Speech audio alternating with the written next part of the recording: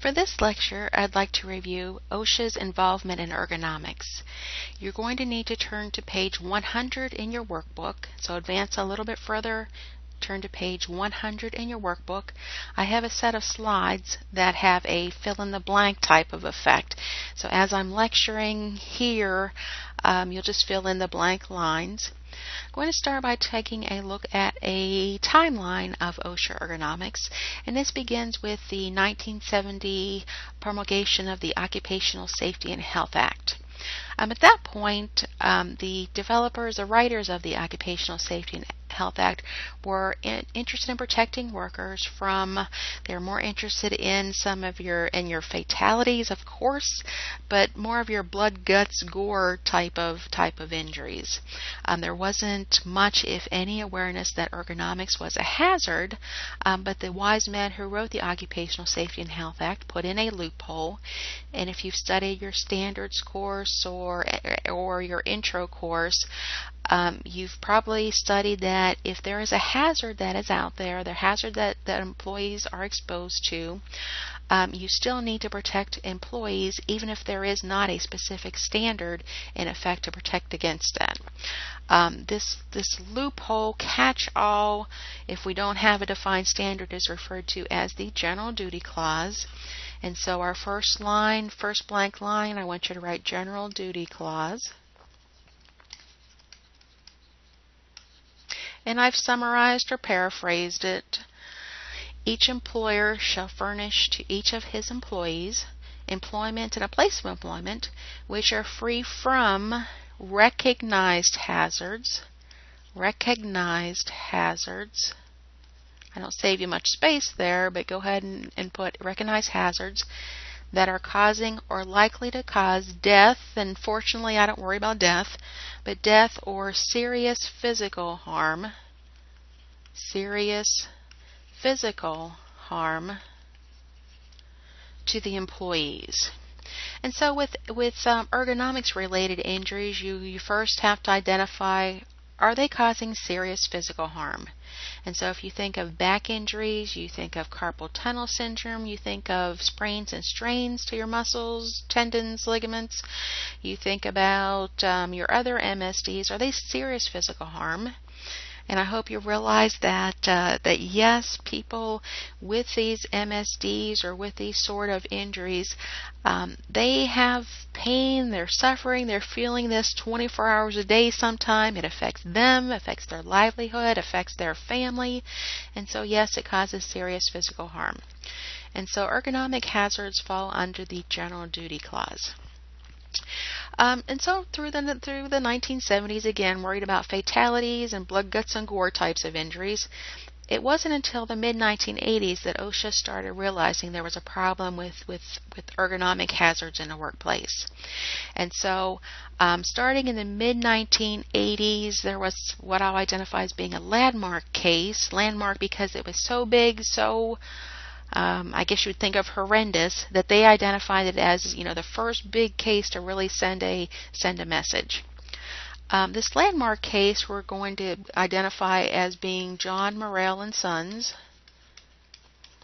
John Morrell and Sons. And this involves the meat packing industry.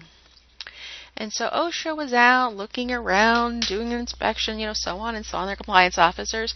They came across, they went to a facility, the John Morrell and Sons, and they found, as they do with their typical visits, that they compare the injury and illness logs, so looking at what injuries and illnesses have been recorded.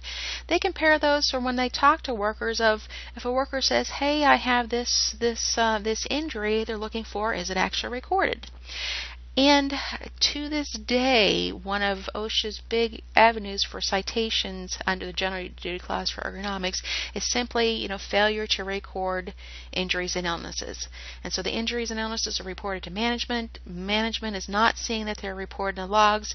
And this makes it look like something hinky is going on, that companies are trying to hide these injuries and illnesses, so just ignore them. And so OSHA jumps on that. And so that was a signal to them. They also started looking at incident rates on different lines, different jobs, different tasks. And for example, they found an incident rate on one of the lines, meat processing lines, was 41.7. And we just looked at incident rates, so we know that 41.7, an IR of 41.7 means that almost 42 people are injured out of every 100. And so you can see that that is pretty large, pretty significant. You don't want to injure 42% of your workers. They also found a case where a person had bilateral carpal tunnel surgery, and so surgery in both of their hands. This person went through surgery, was healed, went back to work, and he was put on the same job, and the job didn't have any changes to it, didn't have any controls added to it, and so there was no protection for these employees. And so OSHA ended up citing this company $4.3 million. And so that's what made it a landmark, is just the size of it. It was meant to send a message that these sort of incidents, this sort of case would not be stood for. Through negotiation with OSHA and this company, they whittled the citation down to less than $1 million, so less than $1 million, and a large chunk of that $1 million went to NIOSH. The company claimed that it didn't recognize the hazards. There wasn't research out there.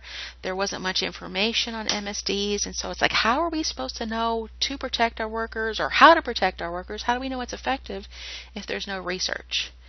And so some of this money was given to NIOSH to produce what are referred to as generally the meatpacking guidelines. So meatpacking guidelines. The meatpacking guidelines that were developed did cover NIOSH research. They were meant to be very generic, as in any company could order these set of guidelines. It was generic process, it was generic information, generic recommendations that any company could order this set of guidelines and basically follow it to protect their workers from ergonomic hazards. Well, at that point in the late 80s, early 90s, it was before the advent of the internet, and so to get these meatpacking guidelines, you first of all had to know that they were there. You had to either mail in or call in or fax in that you wanted a copy, and then OSHA and NIOSH would mail you a copy a little bit later. But if you think of, even if you're working in local companies such as Briggs & Stratton here in town, you make small engines. If you looked and searched and ran across this a document that said meatpacking guidelines, you probably wouldn't even think to order it. You wouldn't think that I'm doing assembly of engines. How does meatpacking apply to me? And meatpacking, this was just the processing of red meat.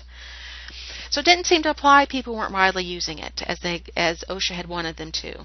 And so in the mid-90s, OSHA decided if people are not using the meatpacking guidelines, we're seeing epidemic proportions of MSDs. If you count the sprains, strains, types of injuries along with the MSDs, they were approaching 50% of your injuries. And so OSHA thought this was an epidemic. They needed to develop a standard for it. And so in 1994, they released a draft, and that's my other blank line, a draft ergonomics program standard. Internet came and was widely available at this point. Everybody or their friends had access to the internet, and so this draft was passed from person to person to person. And as you can imagine, this ergonomics program standard applied to almost every industry, almost every job, every task. It applied to a whole lot of people, a whole lot of places, almost everywhere. And you can imagine with a new law being developed, people are very resistant to new laws, and so companies started saying, if we have to do this ergonomic standard, it's going to cost us quite a bit of money. We can't afford it, and so we're going to take our jobs outside the country. At this point, a lot of claimed they were going to Mexico. They're going to take their companies, their work to Mexico. And so I've labeled the period 1995 to 98 politics. Politics because people got in touch with their politicians and made this claim that we're going to take our companies, our work elsewhere. The politicians stepped in at that point.